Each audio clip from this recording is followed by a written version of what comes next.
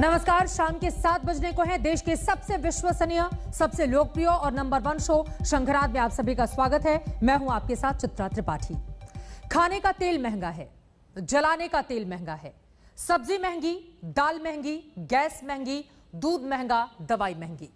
यूं समझिए कि महंगाई ने कीमतों का ऐसा छक्का मारा है कि गेंद आम आदमी की औकात की बाउंड्री के बाहर चली गई है। महंगाई की मार से देश कराह रहा है।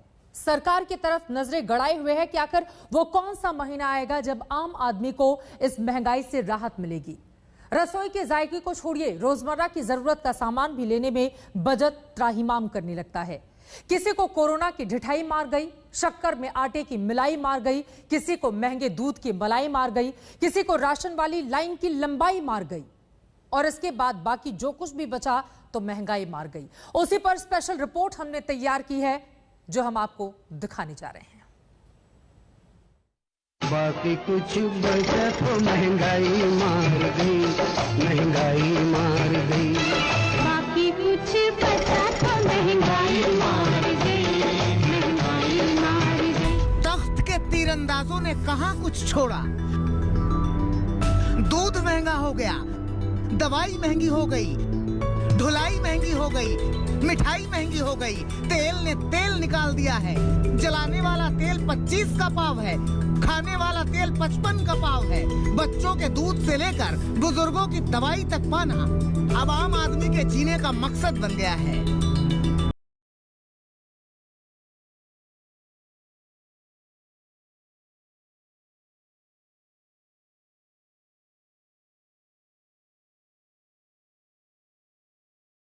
में महंगाई के विरुद्ध इस गीत को बजाया जाता था तो उस जमाने में महंगाई डायन हुआ करती थी, लेकिन वो जमाना कोई और था। तब चवन्नी का किराया बढ़ जाता था तो मुसाफिरों की चाल बदल जाती थी, लेकिन वो तब की बात थी जब महंगाई डायन थी। भारत के नीति नियंताओं को सरकार चलाने की शक्ति मजदूरों और किसानों और गरीबों से मिलती है, और चमड़ी का मोल चमड़ी से उन्हीं से लिया जा रहा है। जानते हैं 14.2 किलोग्राम का सिलेंडर 25 रुपए 50 पैसे बढ़ गया है। दिल्ली और मुंबई में इसकी कीमतें 834 रुपए 50 पैसे हो गई है। रसोई गैस के दाम पिछले 6 महीने में 140 रुपए बढ़ा दिए गए हैं, और व्यावसायिक सिलेंडर पर 76 रुपए की बढ़ोतरी हुई है। मतलब तिल तिल कर जिंदगी जलाइए तब गैस जलेगी, लेकिन अकेले गैस से न पेट भरता है न घर चलता है। लेकिन मामूली सपनों की मौत और बेहिसाब मुश्किलों पर मौज लेती है महोदयों की टोली। जानते हैं अप्रैल 2020 में 1 लीटर सरसों का तेल 117 रुपए 95 पैसे का था। मई 2021 में 1 लीटर सरसों के तेल की कीमत 175 रुपए तक पहुंची, और जून 2021 में 1 लीटर सरसों का तेल 219 रुपए में बिक रहा है। अगर सरकारी आंकड़ों की ही मान लें तो मूंगफली का तेल 20% महंगा हुआ है, वनस्पति तेल करीब 45% महंगा हुआ है, सोया तेल करीब 53% महंगा हुआ है, सूरजमुखी का तेल 56% महंगा हुआ है, पाम ऑयल करीब 54.5% महंगा हुआ है। और ये महंगाई हुई है मई 2020 से मई 2021 के बीच। देश में महंगाई की मार हर तरफ है। खाने की चीजों से लेकर के किराने का सामान, तेल, तमाम चीजों के दाम लगातार बढ़ते जा रहे हैं। हम लखनऊ की ऐसे ही एक ग्रोसरी स्टोर में मौजूद हैं। तमाम तरह के अनाज से लेकर के हर चीज यहाँ पर मौजूद है, लेकिन सबके दामों पर अगर आप नजर डालेंगे तो वो बढ़ते हुए नजर आते हैं। दुकानदार तक हमें ये बता रहे हैं कि 30 से 40% का इजाफा खास तौर पे खाद्यान्न में हुआ है, जिसमें तेल की कीमतों ने सबसे ज्यादा रफ्तार पकड़ी है। वो खाने वाला तेल जो आपके किचन की शोभा बढ़ाता था, लेकिन अब आपकी पहुंच से धीरे धीरे बाहर जा रहा है। गरीबों के पेट पर बैठकर सत्ताधीश मजाक का मृदंग बजाते हैं। मजबूरों के छलकते हुए माथे उन्हें नहीं दिखते, नहीं दिखता आवाम का हताश और थका चेहरा, नहीं दिखती बच्चों की भूख। अमूल दूध के दामों में 2 रुपए प्रति लीटर की बढ़ोतरी हुई है। दूध की पैकेजिंग की लागत में 30 से 40% की बढ़त हुई है। दिल्ली में जो अमूल डायमंड पहले 59 रुपए का 1 लीटर था, अब ये 61 रुपए का 1 लीटर हो गया है। डीजल पेट्रोल की तो खैर बात ही मत कीजिए। डीजल की दर पिछले 6 महीने में 40% तक बढ़ गई है। माल ढुलाई की दरों में 25% तक की बढ़ोतरी हुई है, और 1 बीघा खेत की जुताई 35% तक महंगी हो गई है। किसान को जितना कुदरत मारती है, उससे कहीं ज्यादा जमीन पर खुदा बन गए नीति नियंता मारते हैं। कैसे, वो भी देख लीजिए। 1 मई को दिल्ली में पेट्रोल की कीमत 90 रुपए 40 पैसे प्रति लीटर थी। 1 जुलाई को दिल्ली में पेट्रोल की कीमत 98 रुपए 81 पैसे प्रति लीटर हो गई है। 60 दिन में पेट्रोल की कीमतों में 8 रुपए 41 पैसे की बढ़ोतरी हुई है। मध्य प्रदेश में पेट्रोल और डीजल की कीमतें लगातार बढ़ रही हैं। पेट्रोल 107 रुपए प्रति लीटर बिक रहा है, जबकि डीजल 97 रुपए से अधिक प्रति लीटर भोपाल में बिक रहा है। और हैरानी की बात है कि मध्य प्रदेश सरकार के कुछ मंत्री कह रहे हैं कि लोगों को साइकिल का इस्तेमाल करना चाहिए ताकि वो फिट रहें, और साथ ही साथ ये भी दावा कर रहे हैं जो पेट्रोल और डीजल पर सरकार टैक्स ले रही है, जिसकी वजह से कीमतें लगातार बढ़ रही है। तो सरकार की फाइलों में बेशक देश की रियायत तरक्की के आकाशों पर अधिकार कर रही हो, लेकिन वास्तव में एक बहुत बड़ी आबादी की रीढ़ महंगाई से गुलेल हुई जा रही है। महंगाई की महामारी ने हमरा गड्ढा बिठा दिया, चले हटाने गरीबी गरीबों को हटा दिया। सरबत की तरह आज तक ब्यूरो सरबत की तरह देश को गटका है गटागट, आम आदमी की जेब हो गई है सफा चट। बढ़ती हुई महंगाई के मुद्दे पर राहुल गांधी की ओर से ट्वीट करके सरकार के ऊपर तंज कसा गया है। राहुल गांधी ने क्या कुछ कहा है उसके बारे में आपको बता देते हैं। उन्होंने ट्वीट किया है, एलपीजी की बढ़ती कीमतों पर राहुल ने सीधे प्रधानमंत्री को घेरने की कोशिश की है। उन्होंने लिखा है कि मोदी माया का ऐसा प्रभाव, बस जुमलों का गिरा भाव। एलपीजी की बढ़ती कीमतों पर राहुल ने पीएम को घेरने की कोशिश की है। राहुल गांधी ने ट्वीट कर बढ़ती कीमतों पर तंज कसा है। ट्विटर के जरिए विपक्ष भी लगातार महंगाई के मुद्दे पर सरकार को घेर रहा है, लेकिन सड़कों पर विपक्ष आम आदमी के बीच कब दिखेगा, यह भी अपने आप में बड़ा सवाल है। फिलहाल एलपीजी की बढ़ती कीमतों पर राहुल गांधी ने प्रधानमंत्री नरेंद्र मोदी को सीधे घेरने की कोशिश की है, लेकिन इन सब के बीच आम आदमी त्रस्त है। आखिर महंगाई क्यों बढ़ रही है? क्यों महंगाई के खिलाफ शंखनाद नहीं हो रहा है? इसकी एक बड़ी वजह महंगाई का मुद्दा चुनावों से गायब होना है।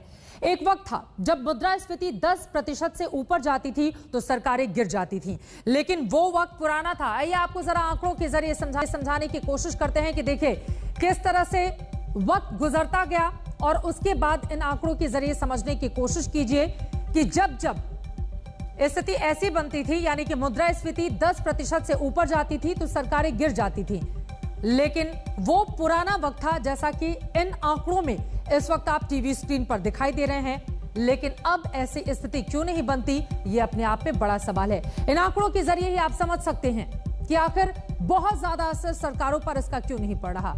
वहीं एक दौर था जब चुनावों में महंगाई एक जीता जागता मुद्दा हुआ करता था। महंगाई के मुद्दे पर सरकारें बनती और बिगड़ती थी, मगर गुजरते वक्त ने महंगाई को मुद्दे से हटा दिया। वक्त के साथ मुद्दे भी बदलते चले गए। चुनावों में महंगाई मुद्दा कम हुआ है। एक रिपोर्ट के मुताबिक जनता ने भी महंगाई के मुद्दे से मुंह फेरा है। कितने प्रतिशत जनता की महंगाई को लेकर बेरुखी है, इन प्रतिशत से आप समझ सकते हैं। 1980 में आप देखिए किस तरह से 25.1% लोग महंगाई को मुद्दा मानते थे। 1996 में 6.3%, 2009 में 8.5%, 2014 में 19%, और उसके बाद हम सब ने देखा किस तरह से यूपीए सरकार चली गई, एनडीए सरकार की एंट्री हुई थी। लेकिन 2019 में आप देख पा रहे हैं कि सिर्फ 4% ही लोग महंगाई को मुद्दा मानते हैं। 1996 8.3%, 2009 में आप देख पा रहे हैं 8.5%, 2014 में 19%, 2019 में सिर्फ 4%, और शायद इसी 4% ने सरकार पर उस तरह से दबाव डालना अब कम कर दिया है।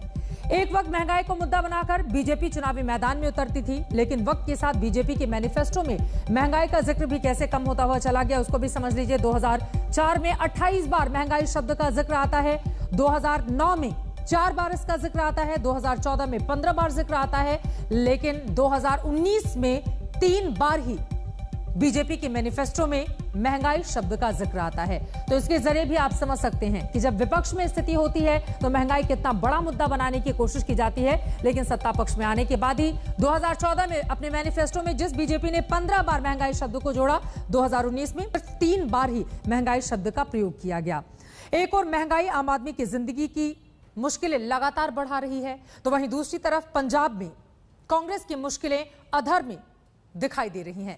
सिद्धू के बागी तेवरों को शांत करने की कोशिशें जारी हैं, और सूत्र ये बता रहे हैं कि सिद्धू और कैप्टन अमरिंदर के बीच की खटास फिलहाल कम होती हुई नजर आ रही है।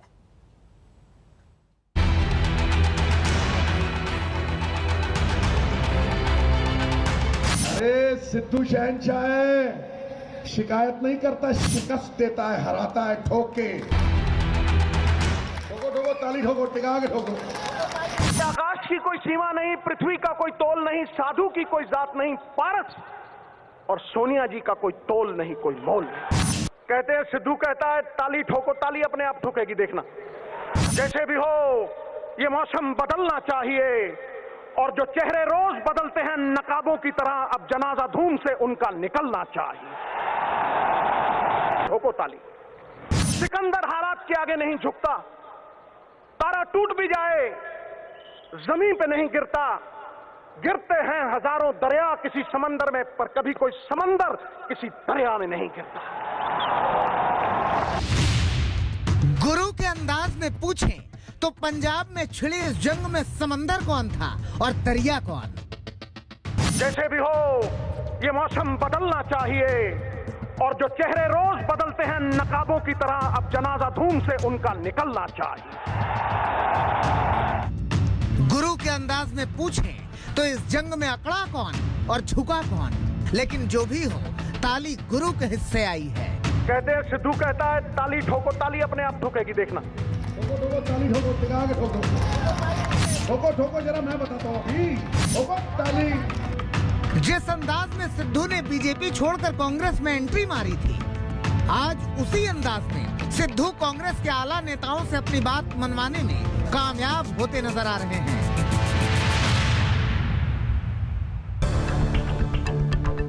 कल सिद्धू ने राहुल गांधी और प्रियंका गांधी से दिल्ली में मुलाकात की, तो आज चंडीगढ़ में सियासी हलचल तेज हो गई। अमरिंदर सिंह ने अपने खेमे के विधायकों को लंच पर बुलाया। पंजाब के मुख्यमंत्री कैप्टन अमरिंदर सिंह ने केंद्रीय हाईकमान से नाराज होकर अपने लंच का कार्यक्रम विधायकों और समर्थकों के लिए रखा था। ये देखिए कैप्टन अमरिंदर सिंह अब अपने फार्म हाउस से निकलकर अपने सीएम आवास पर जा रहे हैं। हालांकि इससे पहले ये लंच का कार्यक्रम कैप्टन अमरिंदर सिंह के इस फार्म हाउस पर रखा गया था, लेकिन अब इस पूरे कार्यक्रम को बदलकर मुख्यमंत्री के निवास पर कर दिया गया है। इस लंच डिप्लोमेसी में अटकलें लगी कि अमरिंदर सिंह शक्ति प्रदर्शन करेंगे, लेकिन खबरों की माने तो इस लंच में सिद्धू और अमरिंदर खेमे में बटे विधायकों को साथ आने को लेकर चर्चा हुई। ये नरोल पार्ट 2022 में या इससे पहले जो काम हुआ है उसके ऊपर चर्चा हुई है। डेवलपमेंट कैसे करनी है, इलेक्शन कैसे लड़ने जाना है, कोई त्रुटियां हैं वो दूर कैसे करनी है, उसके लिए चर्चा हुई है। देखो जी दिल्ली सारे दी है, सिद्धू साहब भी कांग्रेसी ने जा सकते हैं, हाई कमांड उत्ते अपनी गल उन्होंने बुलाया और रख सकते हैं, सारे कोई रखे, सारे गए, असि भी गए। ये सिद्धू के साथ हर चीज क्यों जोड़ते जा रहे हो? सिद्धू ने क्या किसी का नुकसान किया है? ये भैया वो अपना ही जगह काम कर रहा है, मुझे हाईकमान बुलाती है तो मैं जाता हूँ, उन्हें बुलाया तो वो गए हैं, और हाईकमान ने जो ड्यूटी आदेश जारी करना है वो सबको करना है। और मुख्यमंत्री कैप्टन अमरिंदर सिंह जी चंद दिन रोज बाद ये दिल्ली में जाएंगे, हाईकमान के साथ बैठकर के सारी चर्चा करेंगे और जो भी फार्मूला लागू होगा उसके ऊपर पूरी कांग्रेस खड़ी है। यानी सिद्धू के लिए प्रियंका का तैयार फार्मूला हिट होता नजर आ रहा है, यानी गुरु अब मान गए हैं। भाई ये खेमेबाजी कहाँ है? आपने विधायकों को बुलाया है उन्होंने और एक दाल रोटी उनके साथ शेयर कर रहे हैं, तो अच्छी बात है ना, ये तो अच्छी बात है। बल्कि मैं चाहूँगा यदि ये डिप्लोमेसी है तो ये आर्ट और चीफ मिनिस्टर्स को भी उनसे सीखना चाहिए। बल्कि मैं कभी गलती से मैं हो गया तो मैं भी इसको इम्प्लीमेंट करूँगा। अपने नेताओं के पास आए हैं, अपने नेताओं से मिले हैं, राहुल जी से, प्रियंका जी से मिले हैं, तो मुझे पूरा यकीन है कि उन्होंने कोई ऐसा पॉजिटिव एजेंडा उनके सामने रखा होगा जिस पर हम पंजाब में अमल करें। सूत्रों की माने तो जिस फॉर्मूले को प्रियंका गांधी ने तैयार किया है उस पर सिद्धू और अमरिंदर दोनों की रजामंदी हो गई है। अब जल्द ही कांग्रेस की ओर से इस फॉर्मूले का ऐलान किया जाएगा, जिसमें सिद्धू को बड़ी जिम्मेदारी मिलने की बात कही जा रही है, जिस पर अब कैप्टन अमरिंदर सिंह को भी कोई ऐतराज नहीं होता दिख रहा, क्योंकि सिद्धू को बड़ा पद देने का अमरिंदर लगातार विरोध कर रहे थे।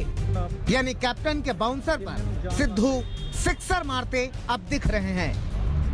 लंच एक बहाना था, कहीं ना कहीं नवजोत सिद्धू निशाना था। शायद यही सोचकर कैप्टन अमरिंदर सिंह ने लंच डिप्लोमेसी के तहत अपने चहेते कांग्रेस के नेताओं, विधायकों, मंत्रियों और सांसदों को आज बुलाया था। लेकिन अब लग ऐसा रहा है कि कहीं ना कहीं हाईकमान का कोई संदेश आया है और जितने भी कैप्टन अमरिंदर सिंह के समर्थक बाहर निकले हैं वो यही कह रहे हैं कि कहीं ना कहीं केंद्रीय हाईकमान के आदेशों का पालन किया जाएगा। कुल मिलाकर सभी के सुर फिलहाल बदले हुए नजर आ रहे हैं।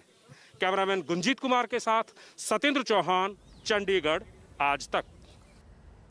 चलिए पंजाब से बाहर निकलते हुए लेकर चलते हैं आपको बिहार। बिहार से इस वक्त की बड़ी खबर आ रही है। अपनी ही सरकार पर ऐसा लग रहा है कि अब वहां के नेता सवाल करने लगे हैं और इसी वजह से बिहार में नीतीश सरकार को झटका लगते हुए आपको बताते चले कि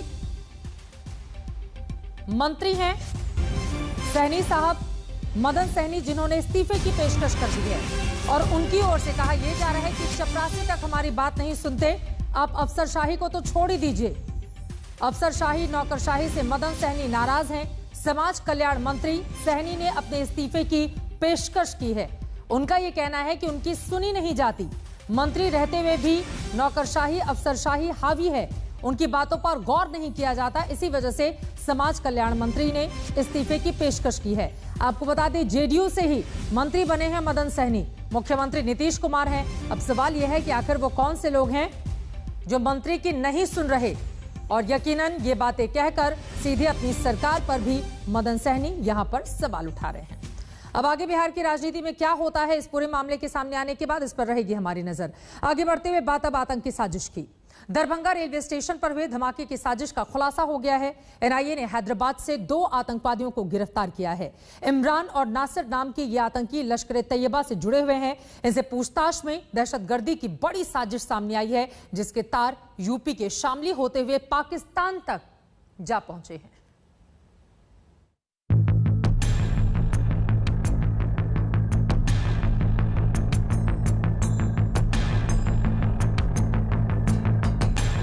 वो 17 जून की तारीख थी जब बिहार में दरभंगा रेलवे स्टेशन पर एक छोटा सा धमाका हुआ था। लो इंटेंसिटी के इस धमाके ने बहुत शोर तो नहीं किया, लेकिन जांच एजेंसियों ने इस धमाके के पीछे छिपे आतंकी बारूद को सूंघ लिया था और करीब 2 हफ्ते बाद एनआईए ने बताया कि इस छोटे धमाके के पीछे बहुत बड़ी आतंकी साजिश थी। उन्होंने सिकंदराबाद रेलवे स्टेशन के सीसीटीवी फुटेज से चंद शख्स की पहचान की और उनको हिरासत में लिया। उनकी पूछताछ से इस पूरे जो टेरर मॉड्यूल है उसका पर्दाफाश हुआ। सीसीटीवी फुटेज से यह बात साबित हुई कि इन 2 भाइयों ने, जो कि उत्तर प्रदेश के रहने वाले हैं और हैदराबाद में रेडीमेड कपड़ों का कारोबार करते हैं, इन्होंने पार्सल बुक की थी और इनकी मंशा हैदराबाद से दरभंगा जाने वाली एक्सप्रेस ट्रेन में धमाका कर आग लगाने की थी। साजिश का जो बारूदी पार्सल दरभंगा रेलवे स्टेशन के प्लेटफॉर्म में फटा था, उसका असल टारगेट चलती ट्रेन में धमाके का था। कपड़ों के पार्सल के बीच छिपाकर रखा गया केमिकल बम अगर चलती ट्रेन में फटता तो आग लग सकती थी, पटरी को नुकसान हो सकता था और बड़ी तादाद में मुसाफिरों की जान मुश्किल में फंस सकती थी। लेकिन ये खौफनाक साजिश प्लेटफॉर्म पर ही नाकाम हो गई। कैसे जो आतंकवादी है वो इस ट्रेन को द बर्निंग ट्रेन बनाने की बड़ी साजिश रच रहे थे और जो 100 मिलीलीटर के इस छोटे से बोतल में लिक्विड बम यानी कि लिक्विड केमिकल बम का जो है वो इस्तेमाल किया गया था। लेकिन सवाल एक और भी उठता है जिसको लेकर केंद्रीय एजेंसियां अभी जांच कर रही हैं कि क्या इरादा सिर्फ उस ट्रेन को द बर्निंग ट्रेन बनाने का था या फिर कोई और बड़ी साजिश थी। एनआईए ने हैदराबाद से जिन 2 आतंकियों को दबोचा, उनके पाकिस्तान और लश्कर कनेक्शन के साथ खौफ की स्क्रिप्ट भी सामने आई। पाकिस्तान में यह आतंकी साजिश रची गई और पार्सल आया हैदराबाद से। दरभंगा में धमाका हुआ, जिसके बाद हैदराबाद से ही 2 आतंकी गिरफ्तार हुए। पूरी साजिश चलती ट्रेन में धमाके की थी। एनआईए ने हैदराबाद से इमरान और नासिर को दबोचा है। ये उन्हीं का सीसीटीवी वीडियो है। दरअसल एनआईए ने जब दरभंगा रेलवे स्टेशन पर धमाके वाले पार्सल की पड़ताल की तो पता चला कि इसे सिकंदराबाद स्टेशन से बुक किया गया था। बुकिंग वाले दिन सिकंदराबाद रेलवे स्टेशन के सीसीटीवी खंगाले गए तो पार्सल के मालिकों के तौर पर इमरान और नासिर की पहचान हो गई। ये दोनों यूपी के शामली के रहने वाले हैं। इस वक्त मैं शामली में मौजूद हूँ। बिहार के दरभंगा में ट्रेन में जो धमाका हुआ है उसके तार शामली से जुड़ रहे हैं। न सिर्फ शामली से बल्कि पाकिस्तान से भी जुड़ रहे हैं। दरअसल आज तक को जो एक्सक्लूसिव जानकारी मिली है उसके मुताबिक हैदराबाद में इमरान और नासिर को एनआईए ने गिरफ्तार किया था। इमरान के मोबाइल पर पाकिस्तान से बम बनाने का एक वीडियो आया था। उसी को देखकर इमरान ने पार्सल बम बनाया था और ट्रेन में रखा था। इसके अलावा जो सबसे चौंकाने वाला खुलासा है वो खुलासा ये है कि शामली का रहने वाला ही सलीम नाम का एक शख्स, उसी ने हैदराबाद में गिरफ्तार इमरान और नासिर को रिक्रूट किया था और बम धमाकों को अंजाम देने के लिए कहा था। एनआईए सूत्रों का यह भी कहना है कि दरभंगा वाली साजिश असल में एक ट्रायल थी। अगर आतंकी इसमें कामयाब होते तो देश भर में भारतीय रेलवे के नेटवर्क को इसी तरह टारगेट करने का प्लान था। हैदराबाद से आशीष पांडे और शामली से अरविंद ओझा के साथ आज तक ब्यूरो। इसी के साथ शंखनाद में एक छोटे से ब्रेक के लिए हम रुकेंगे, लेकिन धर्म परिवर्तन पर कौन सच्चा कौन झूठा, इसी पर हमारी खास पेशकश धर्म काटा। ब्रेक के बाद जरूर देखिएगा। देखते रहिए आज तक।